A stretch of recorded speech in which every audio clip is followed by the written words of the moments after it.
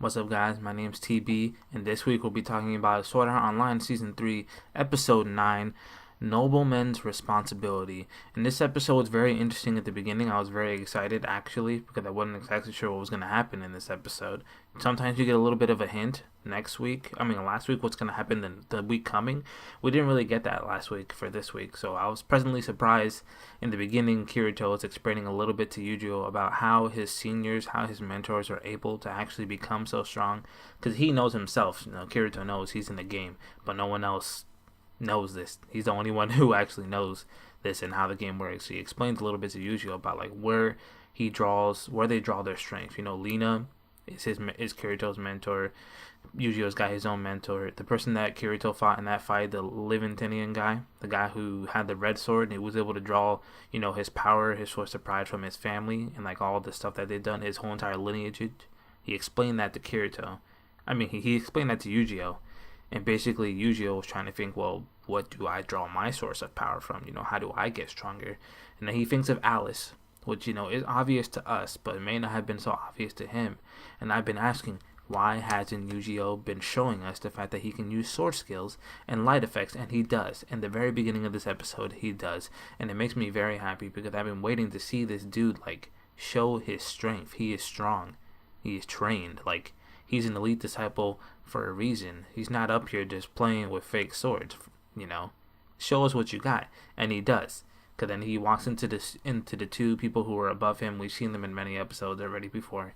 The two douchebags, the noble guys, one with the yellow hair and the guy one with brown hair. They think they're the shit. They think they're all that.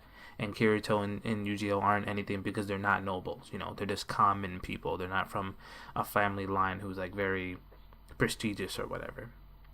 We learn a little bit more about how that system works, and I'm glad we do later in the episode. But they have a duel.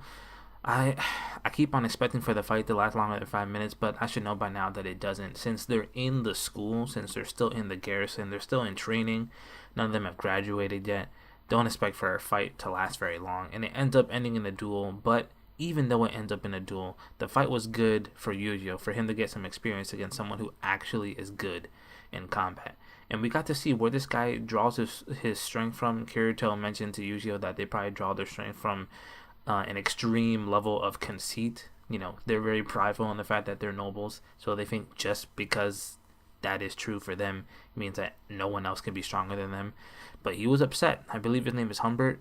Humbert was upset when he got a draw against Eugeo, but his friend was right to call it when he did, because if he didn't, he might have lost to Eugeo, and that would have been even worse. That's why he called it a draw. That's what I think. He called it a draw. He wanted to make sure that the fight didn't go any further, because he was actually able to, stave off his attack. He only really got one good attack in, and Eugeo blocked it, and then he deflected it, and the fight was going to keep going, but then he didn't. Something else really interesting that Eugeo said, that Kirito, I keep messing up their names for some reason. I don't really know why. That Kirito said to Eugeo, probably because their roles are reversed. Usually, we see Eugeo giving advice to Kirito about how to be, calm, cool, collected, but instead it was reversed this episode. Kirito gives Eugeo a lot of advice. He even gives their pages a lot of advice. So that's why probably I'm doing that. But Kirito suggests that the upperclassmen, those two nobles that Eugeo ran into when he had to fight one of them, that they're only obeying the taboo index reluctantly. And that's something that is pretty interesting, but at the same time it didn't make sense to me, right? Kirito is the only person inside this game right now, inside this underworld, who actually has his memories from real life. He knows that he's a real person, and everyone in there is just artificial floodlights, right? But they don't know that. And the guy who created the whole entire thing, the guy who works for the company who made the game, he said that everyone explicitly, obeys the taboo index. So isn't the type of personality, the type of the way that he's acting, you would find that from someone who's a real person? He's trying to get so close to going over the line, but he actually never goes over the line. It's really interesting. Why would he reluctantly be obeying the taboo index? Just because he didn't want to get in trouble? But everyone inside this simulation should be obeying the taboo index because they want to, because they feel like they have to. Even though they're not the ones who created it, I don't know. That's just my 2 cents. That's what I think. but it'd be interesting to find someone else who like he's basically acting like a douchebag on purpose, but he's not breaking the rules because then he'll know he'll get in trouble. So he doesn't really care about what the taboo index says as long as he doesn't get in trouble. This led to a whole entire conversation that Kirito had with his 2 pages and Eugeo when they were having a little picnic there. They explained a little bit about how the system works for nobles. Apparently, if you're not a high-ranking noble, it doesn't really matter too much that you're a noble at all. Because Eugeo's page, the girl with the red hair, she's a noble, but only by name. But she's like rank 6 or rank 5 in the line of nobles. So if you're rank 1 to 4, you get treated pretty well, and your name actually means something. But any lower than that, it doesn't really mean much. So even though you're a noble, depending on what rank you are, it doesn't really matter too much. So I'm guessing that these two guys, Humbert and his friend with the golden hair, that they're at least rank 1 to 4, and that's why they have a certain style that they use because they're from nobility. So that's why it matters so much to them. Anyway, Eugeo's page tells him that Humbert is abusing his page and making her do some suggestive stuff, some pretty messed up stuff. And it's only messed up because obviously she's a girl and he's a guy. If it was anything else, you know what, actually it would be pretty messed up, but that's what she said. And specifically, it's not disobeying the taboo index because he's making her do her chores or whatever, they're supposed to do. And then they report back to him. You see, their pages report back to Kirito and Eugeo after done doing whatever they got to do. Apparently, Humbert is ordering this girl to give him like special massages for his achy muscles after he practices, and she's doing this like with like minimal clothing. He tells her to take like all her clothes off, I'm assuming, except for like her underwear or whatever. And obviously this is sexual harassment, but according to the taboo index, it's probably allowed, so that's why he's doing it. And Eugeo gets pretty upset. He pretends like he's gonna actually take his sword out of his sheath, but his sword is not actually there. And after the whole entire conversation happens, because they couldn't prove anything, they just went there to let them know, hey, if this continues, then we're gonna try to get you, out of her life to make sure that you don't freaking sexually abuse her anymore.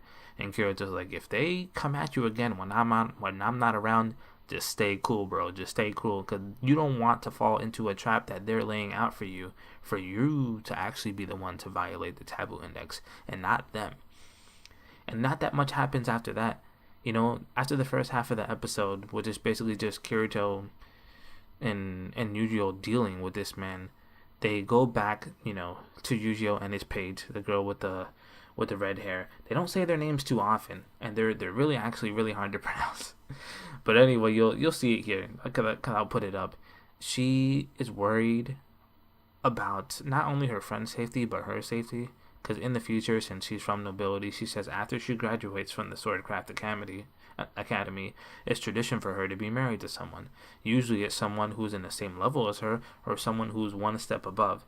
And she's afraid that she's going to marry someone like Humbert, who has no pride, who's going to like sexually abuse her and put her in this position where she can't say no, but she's going to have to do it because it's, it doesn't violate the taboo index. And she didn't quite say it out loud, but I'm wondering if she wants Eugeo to be her husband, or if only she wants Eugeo to stay, looking after her to make sure that she doesn't get some scumbag of a guy. I'm not sure which one it is, because obviously even Eugeo said to himself, like, hey, I'm here for a specific reason, for me to graduate, for me to get a position in authority so I can become, an Axiom Knight, so then I can go, officially look for Alice, because that's the person that he wants to be with.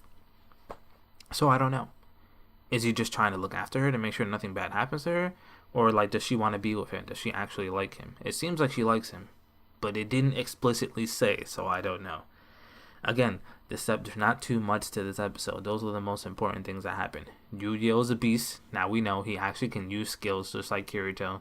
There was some bullcrap happening with this guy abusing his page. And we learned a little bit more about nobility and then how that works. That's it. There wasn't much bad to this episode. Nothing really bad I have to say about it. We got to learn some new stuff, and we got to see more about the characters that were just introduced. Their 2 new pages. That's pretty much it. So I hope you guys like this episode. I hope you guys like this review. Again, not too much action, but it was a solid episode. It was a solid episode. Sorry that this is late. It was my birthday Saturday, so the review didn't come out on Saturday. So sorry for that. And something else I wanted to announce was that I was doing My Hero Academia reviews, right? Obviously, that's going to have to wait till the anime comes back, but I have been reading the manga. So now that the manga has passed the part, at least the physical, online you can get way more, but, the physical copy has passed where the anime is. I'm going to start doing reviews for the manga now. So look forward to that. All right, that's enough. I'll see you guys next week. Bye.